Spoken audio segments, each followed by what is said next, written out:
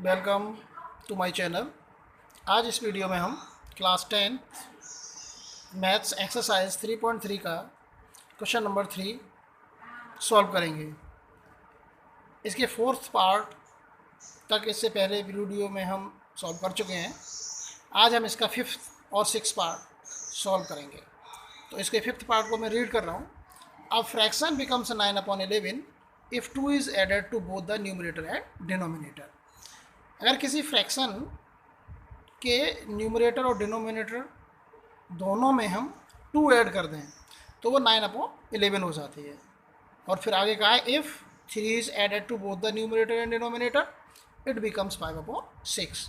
Find the fraction.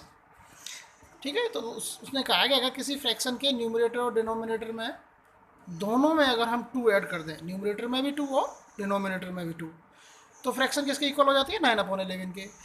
लेकिन अगर हम 3 ऐड कर दें तो हो जाती है वो 5/6। तो find the fraction, fraction find करनी है। तो फ्रैक्शन हम कंसीडर कर लेंगे x/y, let the numerator be x and denominator be y। let the numerator be x and denominator be y. According to first condition, if 2 is added to both numerator and denominator it becomes 9/11। तो इसका जो numerator x है उसमें हमने 2 add कर दिया और जो डिनोमिनेटर y है उसमें भी 2 ऐड कर दिया, तो उसने कहा है वो 9/11 हो जाती है। तो ये हमारी इक्वेशन हो गई। अब इसको हम इस तरह से क्रॉस मल्टीप्लाई कर देंगे। 11 का मल्टीप्लाई हो जाएगा x+2 में और 9 का हो जाएगा y+2 में। तो 11x प्लस 11 2 या 22 इक्वल्स टू 9y + 18। 9y को लेफ्ट में ले आए तो 11x - 9y, और 22 को जब इसके दूसरी तरफ ले जाएंगे तो माइनस का हो जाएगा। 11x - 9y इक्वल्स टू 18 - 22 कितना हो गया? 4। ये इक्वेशन आ गया, इसको हमने मान लिया फर्स्ट। और उसकी जो सेकंड कंडीशन थी उसमें उसने कहा था if 3 is added to both numerator and denominator. तो अगर हम उसके न्यूमरेटर और डिनोमिनेटर में 3 ऐड कर दें, मतलब न्यूमरेटर में भी 3 ऐड कर दें और डिनोमिनेटर में भी 3 ऐड कर दें, तो इस बार हमने 3 ऐड कर दिया, x में भी 3 किया है और y में भी। It becomes 5/6। तो फिर वो 5/6 हो जाती है। तो इक्वल्स टू क्या रख लिया? 5/6। अब इसका क्रॉस कर दो, 6 का मल्टीप्लाई कर देंगे x+3 में और 5 का कर देंगे y+3 में। तो 6x + 6 3 18 इक्वल्स टू 5y + 5 3 15। तो इस तरह से ये 6x - 5y और 18 को इधर ले जाएंगे, लाए तो -18 हो गया, तो ये आ गया -3 हो गया इक्वेशन सेकंड। अब जो आपका फर्स्ट इक्वेशन था 11x - 9y - 4, इससे हम x की वैल्यू निकालेंगे। तो 9y को इधर ले जाएंगे तो हो जाएगा -4 + 9y/11, क्योंकि ये सब्स्टिट्यूशन मेथड से सॉल्व करना है हमें, इसलिए।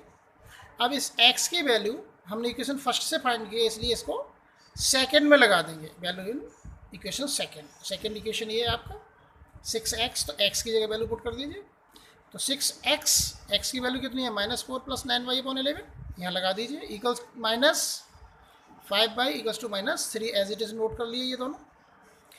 अब इसको सॉल्व करने के लिए इसका एलसीएम भी लिया और साथ में हमने 6 का मल्टीप्लाई भी कर दिया इसमें।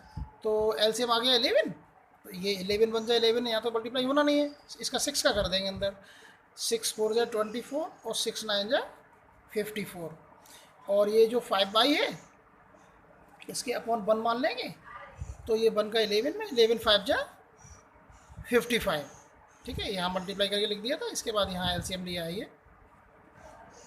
तो 11 5 = 55। अब प्लस का तो 54y है और माइनस का 55y, तो 55 ज़्यादा है, इसमें से माइनस कर देंगे तो माइनस का 1y बचेगा। 1 तो अंडरस्टूड है, तो -y तो -24/11 एज इट इज़ नोट कर लिया।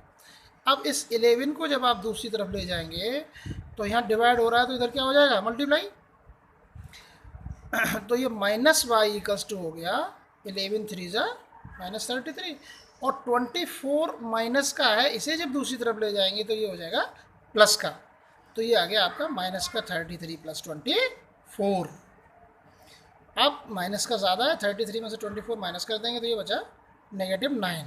माइनस से माइनस हट गया, तो ये हो गया y = 9। आपको y की वैल्यू मिल गई। अब इस y की वैल्यू को हम किसी भी एक इक्वेशन में रख के x फाइंड करेंगे। तो y की वैल्यू जो हमने x निकाला था उसमें लगा दी है, तो -4 प्लस 9 इंटू y की जगह वैल्यू 9 लगा दी। ये जो अभी x का वेरिएबल निकाला था इससे पहले आपने, तो 9 9 जा 81, -4, 81 में से 4 गया तो 77 डिवाइडेड बाई 11, तो 11 से डिवाइड कर दिया तो कितना आ गया 7। तो x की वैल्यू क्या आ गई 7। x आपने किसे माना था न्यूमरेटर को, और y किसे माना था डिनोमिनेटर को। तो जो फ्रैक्शन हुई वो क्या हो गई numerator upon denominator, means 7 upon 9। इस तरह से ये आपकी एक फ्रैक्शन आ गई जो उस दोनों कंडीशंस को फॉलो कर। ऐसे ही अब इसका नेक्स्ट पार्ट देखें, सिक्स पार्ट में रीड कर रहा हूँ, देखो क्या लिखा है। 6 पार्ट है 5 years hence the age of Jacob will be 3 times that of his son। 5 years hence, hence का मतलब होता है बाद में, आफ्टर। 5 साल बाद जैकब की जो एज है वो उसके बेटे के 3 टाइम्स, 3 गुनी हो जाएगी। 5 years एगो, और 5 साल पहले जैकब एज बाद 7 टाइम्स दैट ऑफ हिज सन, और 5 साल पहले जो जैकब की एज थी वो उसके बेटे कितनी थी 7 times. What are there present age, present age उसने फाइंड करनी है, तो हम प्रेजेंट एज मान लेंगे। Let present age of Jacob be x and present age of his son be y। अब ये रिलेशन लगा देंगे। एक रिलेशन तो ये है कि जो 5 years हैंस 5 साल बाद है वो कितना है 3 टाइम्स, और 5 साल पहले कितनी थी 7 टाइम्स। तो इक्वेशन बनाइए इसके algebraic. Let present age of Jacob be x years and let the present age of son be y years। 5 year hence लिखा था, तो हैंस का मतलब आफ्टर 5 year, अभी से 5 साल बाद एज ऑफ जैकब। अब भाई जैसे अभी मान लीजिए एज आपने x कंसीडर की है, तो 5 साल बाद कितनी होगी, 5 साल बाद का मतलब क्या है, वो 5 साल बढ़ा ही तो हो जाएगा। तो इसमें क्या करेंगे ऐड करेंगे 5 ईयर, अभी जो एज है उसमें 5 साल हम ऐड कर देंगे। तो अभी x है तो फिर 5 साल बाद कितनी हो जाएगी x प्लस 5। ऐसे ही उसका बेटा भी बड़ा होगा, तो 5 साल में उसका बेटा कितना बड़ा हो गया, अभी जैसे मान लो 10 था तो वो 15 का हो जाएगा। ऐसे ही अभी अगर x बाई एज है तो कितना हो जाएगा y प्लस 5। ये एज हो गई आफ्टर 5 years। अब रिलेशन क्या दिया था, रिलेशन था 3 टाइम्स ऑफ हिज सन। वो अपनी जो एज है उसकी वो बेटे की 3 टाइम्स होगी। अगर बेटे की जो एज है, बेटा छोटा है, उसमें अगर 3 टाइम्स कर दें, 3 का मल्टीप्लाई कर दें तो वो जैकब के बराबर हो जाती है। तो हमने लिख लिया x plus 5 equals to 3 into y plus 5। अब इसका मल्टीप्लाई कर दो, इसमें अंदर ब्रैकेट ओपन कर दो, तो 3y plus 15, x minus 3y को लेफ्ट में लाइए तो माइनस 3y, 5 को राइट हैंड में ले जाइए, ट्रांसपोज कर दीजिए, 15 माइनस 5 क्या बच गया 10। तो ये जो आपका आया x minus 3y equals to 10, इसको हमने ले लिया इक्वेशन नंबर 1।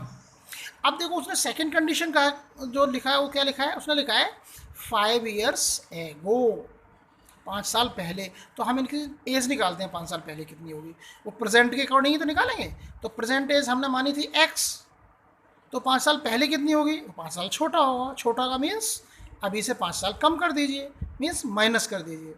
तो अभी अगर जैकब की हमने परसेंटेज x मानी है तो 5 ईयर एगो कितनी होगी x माइनस 5।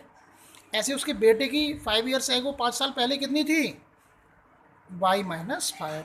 तो जो जैकब था वो x माइनस 5 ईयर का था और सन कितना था y माइनस 5 का। अब रिलेशन क्या दिया था, रिलेशन दिया था उसने कि वॉज 7 टाइम्स ऑफ हिज सन। जो बेटा है उसका 5 साल पहले जो बेटे की यूज थी उसका 7 टाइम्स था, 7 गुना। मतलब जैकब की जो एज थी वो बेटे के 7 टाइम्स थी 5 साल पहले। तो ये हमने लिख लिया जैकब की एज बराबर 7 टाइम्स ऑफ हिज सन।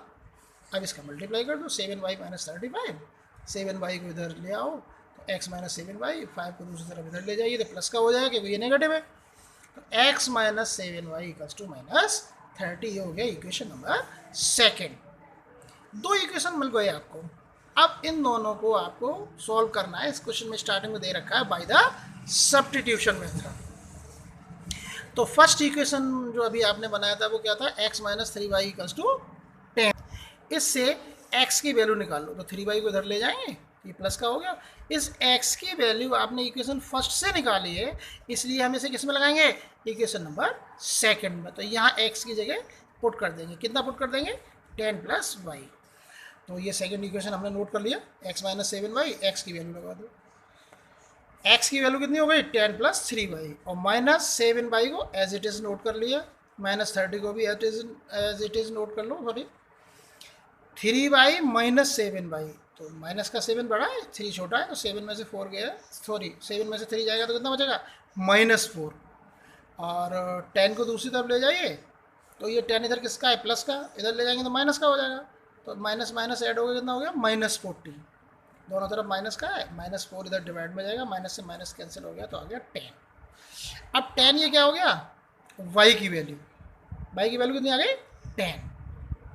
तो y आपने किसे माना था, सन को, तो उसके जो फादर की एज मीन्स जैकब की एज है वो कितनी है, तो ये जो इक्वेशन था आपका x इक्वल्स टू, इसमें लगा दीजिए। कहाँ निकाला है x इक्वल्स टू, जो भी रिलेशन था x equals to 10 plus 3y, तो 10 प्लस 3 इंटू वाई, 10 प्लस 3 और y की वैल्यू 10 आ गई, 40 आ गया। x किसे माना था, जैकब को, तो जैकब की एज कितनी हो गई, there the present age of Jacob भी 40 ईयर्स, और y किसे था, सन, तो एज ऑफ सन की कितनी हो गई, 10 ईयर्स। इस तरह से आपका जैकब और उसके बेटे की एज फाइंड हो गई। ये एक्सरसाइज 3.3 का आपके सॉल्यूशन कंप्लीट हुआ। Thank you.